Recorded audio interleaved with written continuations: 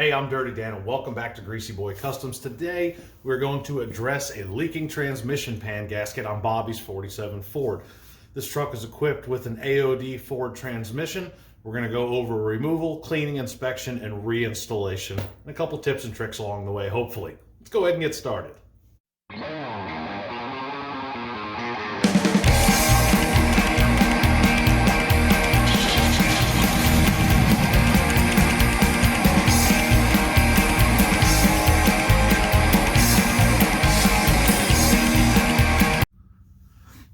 And there it is, the transmission pan.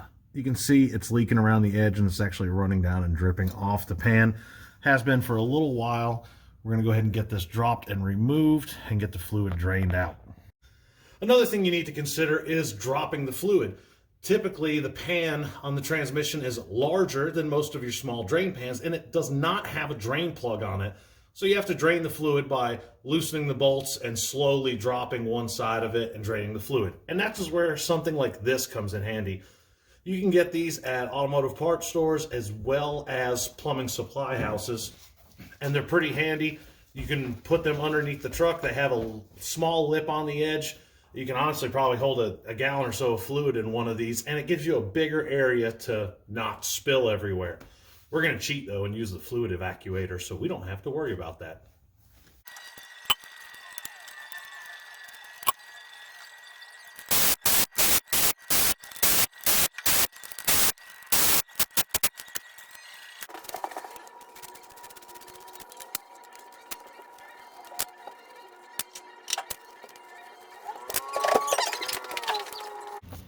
And just like your transmission filter, you want to make sure that your gasket lines up too. Set it on the pan, make sure the holes line up all the way.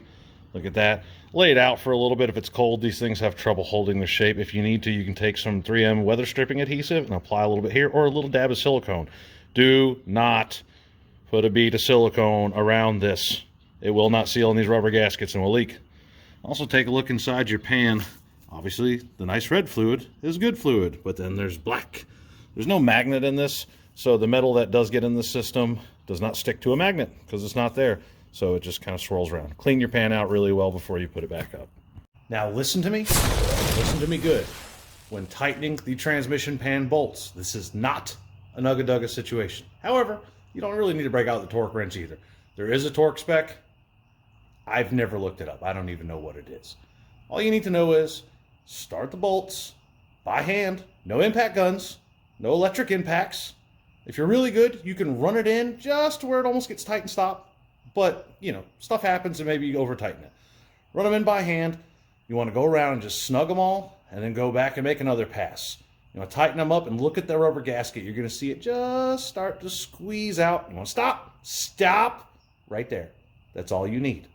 If you crank that thing down to where you can't turn it anymore, it's going to leak.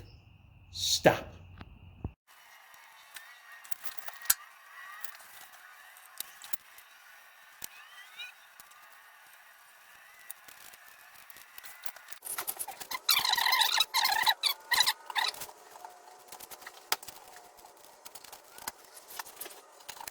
Next, you need to get a funnel to put the fluid in. Not this dirty funnel. This is just for display use. I have a clean one somewhere. I gotta find it. Anyway, fluid. There's a lot of different kinds of fluid. If you look on your dipstick, typically it's printed on your dipstick which fluid you should use. Otherwise, look it up in a manual or online.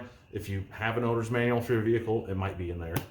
Look at the back of the bottles of transmission fluid. There's Dextron 2, Dextron 3, Dextron 5, SP, ATF plus 4, there's a bunch of different ones. Find which one fits yours. Now, these transmissions hold about 12 quarts. That does not mean you get 12 quarts out when you drop the pan. You only get 3 to 5, sometimes 6. So put about 3 quarts in, fire it up, check your fluid level. While it's still running, add about a half quart at a time, let it idle for a minute, settle down, check it again, keep checking it. Don't overfill it. If you overfill it, it's gonna puke out the vent, and then you're gonna have a big mess in your shell. You don't wanna do that.